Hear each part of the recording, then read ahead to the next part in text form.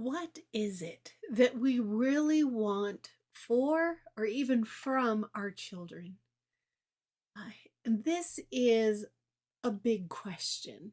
And as we get into this episode, we're going to talk about perhaps what we think we want for our children and what we really want for our children. Children are great by their very nature, and we have the privilege and responsibility of raising them. It can be challenging at times. Let's talk about it. Hi, I'm Cynthia Armstrong. I'm a general and special education teacher. I homeschooled my own children for 5 years, and I talk about those things I've studied, researched, and applied both academically and alternatively. And I found really work for myself, my children, and my students, and I want to share with you. So, what is it we really want for our children? I know that there are many who say, I want my children to do what's right. And let's take a look at that. Is that what we really want for our children? Do we want our children to do what's right? And if we think about that, getting people to do what's right can be very easy. I mean, we can bribe them, we can threaten them, make them fearful into doing what is right. There are lots of ways we can get children to do what is right that is not helpful or internalized for them, right? So, what is it that we would rather have for our children? I know for me, that choice is so important. Our children being able to use their own internal guidance, their own agency, you could say, to choose to do what is right. I mean, and think about the difference.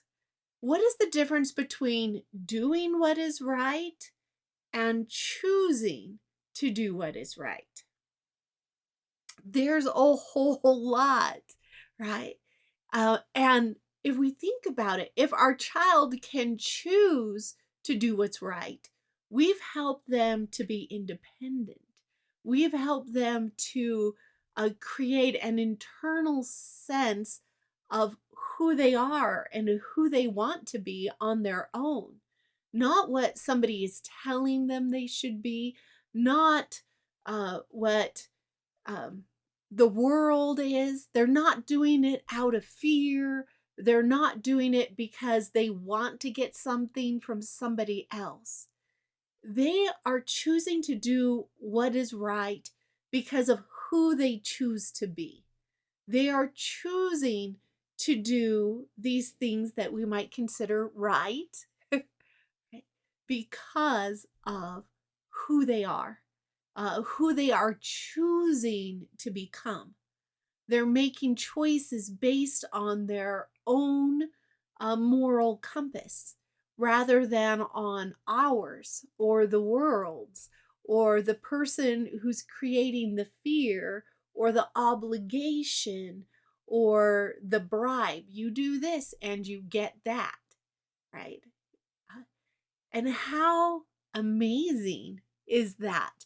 If we can do that for our child, allow them to develop that internal sense of right and wrong or what it is, what it aligns with who I am versus what aligns with what I get. Or whether that's reduced fear, whether that's a bribe or love. Sometimes we use love to control people, but that only works for so long, and that's not an unconditional love. So, what would that be like for our children? What's that be like for us? Is that something we have?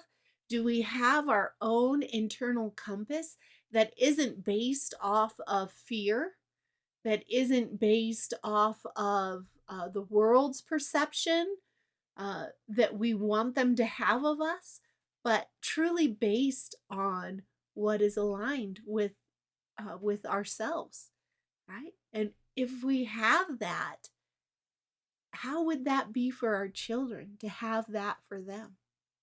This is something that for me is just amazing to think about.